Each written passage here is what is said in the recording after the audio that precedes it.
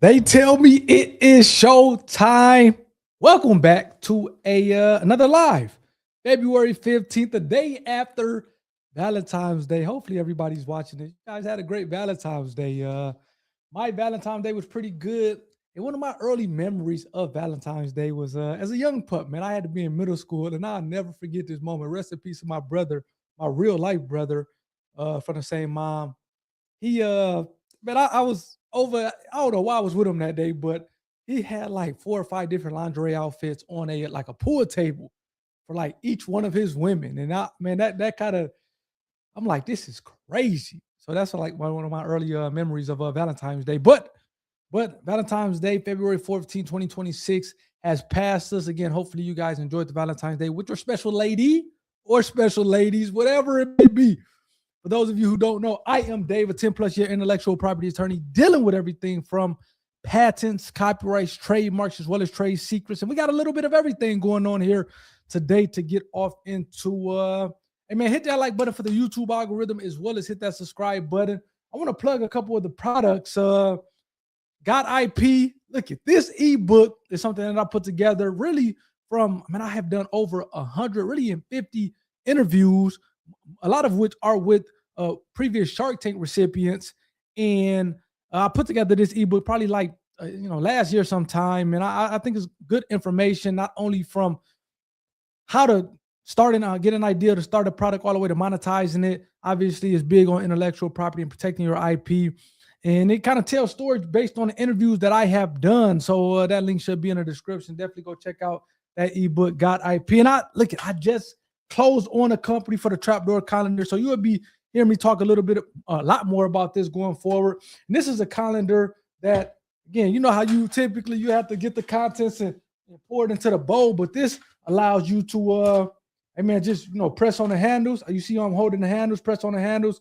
You see the door opens. You can kind of drop the contents right off into the actual bowl or plate or whatever it is. So you guys are be hearing a lot more about the Trapdoor Calendar as I go forward. Again, the Trapdoor Calendar, I'm gonna be posting some links. We just closed on the company like 2 or 3 weeks ago, and we're just getting everything in order. So the Trapdoor Calendar is, again, I use the contents or the information in this ebook to purchase this company, or to purchase the assets of the company. So definitely go check out the ebook and be on the lookout for the Trapdoor Calendar as we move forward here. We got a full show for you guys, man. I'm not going to keep you guys too long, but we got some law firm beef, and the law firms are here in Michigan on the trademark side, so that'll be interesting. Definitely some good takeaways from there.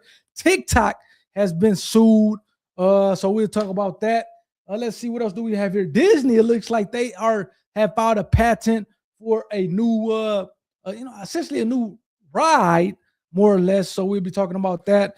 And what else do we have? Nike. I did a video earlier this week. Nike, they trying to keep y'all from the fakes with the digital authentication using the blockchain technology. So we'll be getting off into that. Then what else do we have here? Last but not least, Taylor Swift has kind of they kind of forced a betting company, the core company, to stop using a particular trademark. So we'll get off into that. Before we get off into anything, I do want to say your boy has made it big. So this is a Shark Tank video that I did recently, a couple weeks ago. And look who commented under the video, the shark himself. Daniel, great insights, David. Love how entrepreneurial you are. Keep it up. So your boy to hit it big, man. I got an actual shark from Shark Tank commenting under the video, not only just commenting under the video, but giving me a salute. So shouts out to Daniel. Love Busky. He's one of the guest sharks. And he's the real deal. If you go to his channel here, view his channel. Obviously he's a Shark Tank profile, Daniel. So I'm gonna see if I can get him on a podcast, man. He's definitely a big dog. So man, shouts out to Daniel for giving me a shout out under that video, under that YouTube video, and I appreciate that. Speaking of Shark Tank, we are going to transition to the interview of the week. It was no Shark Tank. I think they did another repeat episode of Shark Tank, so it was no new episode of Shark Tank. So we don't have that for you guys this week, but it was a interview that dropped, and it was essentially on Tommy. Shouts out to Tommy he was, I think, on like season 14 of Shark Tank when I was in Newport Beach, California, last month in January. I was able to kind of stop and talk to Tommy and kind of essentially do more or less an interview with him. So definitely go check out that interview. It dropped this past week on the YouTube channel. And Tommy actually hit me up on LinkedIn this week, just saying, hey, thanks for the interview and so forth and so on, man. So Tommy is good people. I love building those relationships with just entrepreneurs and founders. Hey, your boy Tommy making some good money dressing up in that elf costume and put it on different shows. I think he was telling me when I was in Newport Beach that he did a lot of I think Ritz-Carlton. He was booked through Ritz-Carlton and just kind of a lot of different big venues, putting on his performance. So definitely shouts out to Tommy. Let's see what he was talking about as relates to the interview. See if I can pull this thing up here, man. Shouts out to Tommy. Like I said, please hit that like button for the YouTube algorithm. The subscribe button. We got some big things coming. Okay, here we go. Let's tee it up. Tommy, the real elf is his name. Let's go. Let's see what Tommy's talking about. I am here with Tommy from The Real Elf. We are at Amplify, and I have some questions to ask you, Tommy, about your journey. We were talking earlier. I was floored by kind of the journey, and I floored you? Yeah, you floored. You floored. I'm losing my voice. Like losing his voice. It's not going to take off. So, Well, I'm not going to. Okay. I'm not going to beat you up too bad with some questions, but I did have a couple questions. First, for the audience, can you tell what it is that you've created with The Real Elf, and what is that all about? Oh yeah, it's crazy. So, I mean, how many people do you know like wear a red onesie during the holidays for the last 14 years? So it started as a joke amongst friends. In 2012, we were at a holiday party, and my friends Tony, Chris, and Scott kept calling me an elf all night, and I'm like, what's going on? And I thought it'd be silly to, as a joke, dress up in it as it for a Christmas holiday card.